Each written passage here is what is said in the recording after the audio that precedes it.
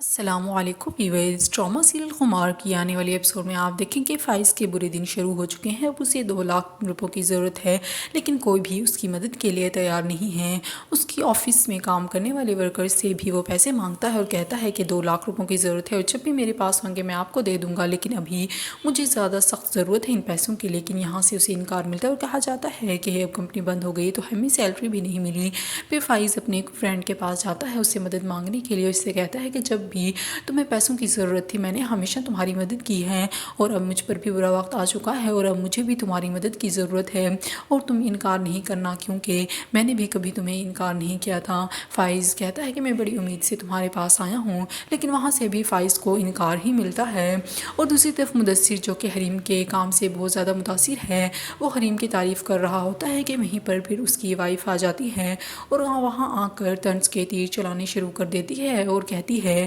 کہ آپ نے کبھی تو میری اتنی تعریف نہیں کی تھی جتنی آپ اس کی کر رہے ہیں، اور ایک بات تو میں جان ہی گئی ہوں کہ مرد اپنی بیویوں سے زیادہ پرائی عورتوں کی تعریف کرتے ہیں اور ساری خوبیاں انہیں پرائی عورتوں میں ہی نظر آتی ہیں۔ حریم بھی چپ کر کے بیٹھی اس کی باتیں سن رہی ہوتی ہے، کیونکہ وہ جانتی ہے کہ اس کا مزاج کیسا ہے۔ اور مدثر بھی پھر اس سے سوال کرتا ہے کہ تم یہاں پر کیوں آئی ہو؟ پھر وہ جواب دیتی ہے کیوں، کیا میری یہاں آنے کی امید نہیں تھی آپ کو؟